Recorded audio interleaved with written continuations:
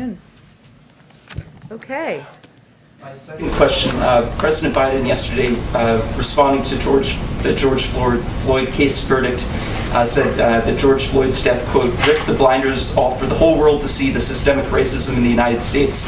But he's an architect of multiple federal laws in the 1980s and 90s that disproportionately jailed black people and contributed to what many people see as systemic racism. The activist Cornel West said that Biden was, quote, one of the core architects of mass incarceration, and that, quote, I think Biden is going to have to take responsibility and acknowledge the contribution he made to mass incarceration.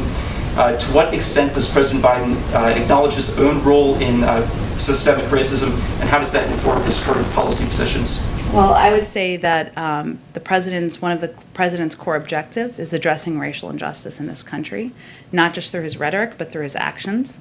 And what anyone should look to is his advocacy for passing the George Floyd Justice and Policing Act, for nominating leaders to the Department of Justice to address long outdated policies, and to ask his leadership team here in the White House to prioritize these issues in his presidency, which is current and today and not from 30 years ago. Does he believe it's important to accept his own culpability? I think I've answered your question.